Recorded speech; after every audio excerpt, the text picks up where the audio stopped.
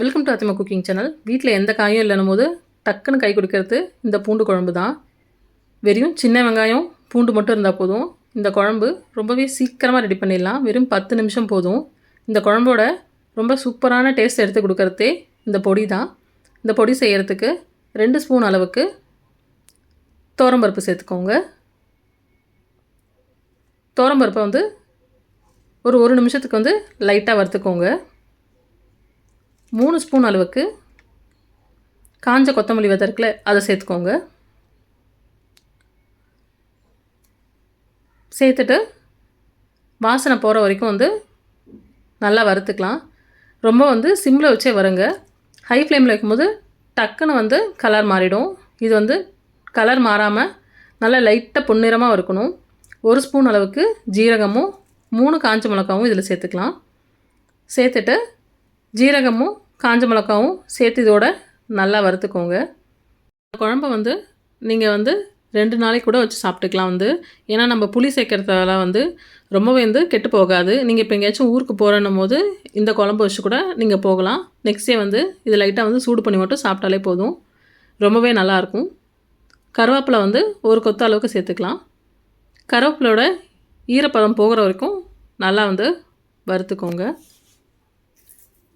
எந்த அளவுக்கு நல்லா கலர் மாறாமல் நல்லா கோல்டன் கலரில் வறுக்கிறீங்களோ அந்த அளவுக்கு இந்த பொடி நல்லாவே டேஸ்ட்டை சூப்பராக எடுத்து கொடுக்கும். இப்போ கலர் நல்லா மாறி வந்துருச்சு. இது தனியாக ஒரு பிளேட்டில் எடுத்து வச்சுக்கலாம். ஆறட்டுன்ட்டு இந்த பொடியை நல்லா மிக்சியில் கொரன்னு அரைச்சி எடுத்துக்கோங்க. ரொம்ப மைய அரைக்க வேணாம், கொரன்னு அரைச்சிக்கலாம். இப்போ அதே கடாயிலே 6 ஸ்பூன் அளவுக்கு கடலை எண்ணெய் சேர்த்துக்கோங்க. எண்ணெய் கொஞ்சம் நிறையா ஊற்றினா தான் இந்த வெங்காயம் இந்த பூண்டு எல்லாமே நல்லா வதங்கி வரும். குழம்போட டேஸ்ட்டை ரொம்பவே நல்லா எடுத்து கொடுக்கும். 2 ஸ்பூன் அளவுக்கு வடகம் சேர்த்துக்கோங்க. வடகம் இல்லைன்னா 1 ஸ்பூன் உளுத்தம்பருப்பு, 1 ஸ்பூன் கடுகு, 1/2 ஸ்பூன் அளவுக்கு ஜீரகம், 1/4 ஸ்பூன் அளவுக்கு வெந்தயம் சேர்த்துக்கோங்க. வடகம் பொரிஞ்சதுக்கப்புறம் 1 கொத்து கருவேப்பிலை சேர்த்துக்கலாம். இதே அளவுக்கு 2 கை அளவுக்கு சின்ன வெங்காயத்தை 2ஆக கட் பண்ணி இதில் சேர்த்துக்கோங்க. வெங்காயம் இந்த எண்ணெயிலே நல்லா வதங்கணும். பாருங்கள், கொஞ்சம் கொஞ்சமாக கலர் மாறுது. இப்போ தோல் உரித்து வச்சுருக்கேன் பூண்டு 2 கை அளவுக்கு சேர்த்துக்கோங்க. நமக்கு இந்த பூண்டும் இந்த சின்ன வெங்காயம் மட்டும்தான் இந்த குழம்புக்கே போட போகிறோம், வேறு எதுவுமே சேர்க்கலை. அதனால் பூண்டு கொஞ்சம் நிறையா சேர்த்துக்கோங்க. தட்டிலாம் எதுவும் போட தேவையில்ல, அப்படியே போட்டாலே போதும். இந்த எண்ணெயில் நல்லா வதங்கி வரும். 1/2 ஸ்பூன் அளவுக்கு மஞ்சத்தூள் சேர்த்துக்கலாம்.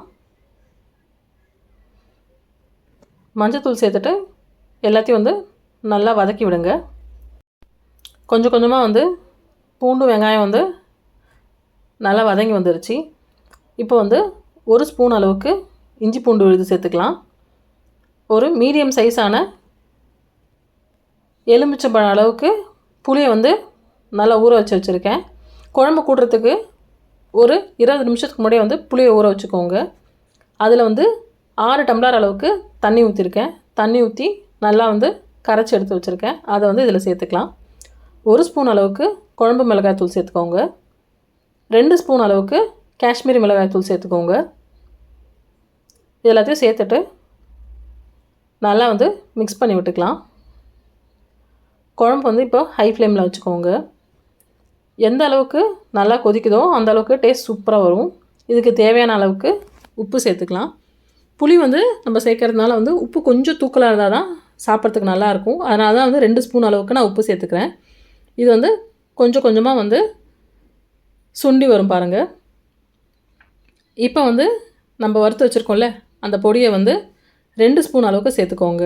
குழம்பு என்ன தான் தண்ணியாக இருந்தாலும் சரி, இந்த பொடி சேர்க்கும் போது நல்லாவே கெட்டியாகி வரும். டேஸ்ட்டு சாப்பிட்றதுக்கு நல்லாவே இருக்கும். ரொம்ப கொஞ்சம் தண்ணியாக இருக்க மாதிரி தெரிஞ்சிச்சுன்னா எக்ஸ்ட்ரா கூட இன்னொரு ஸ்பூன் சேர்த்துக்கோங்க. இப்போ எல்லாத்தையும் ஒன்றா கலக்கி விட்டுக்கலாம். பாருங்கள் எந்த அளவுக்கு குழம்பு சுண்டி வந்திருக்குன்ட்டு. நம்ம ஊற்றுனதில் பாதிக்கு பாதியாக புளி நல்லா குறைஞ்சி எப்படி சுண்டி வந்திருக்குன்ட்டு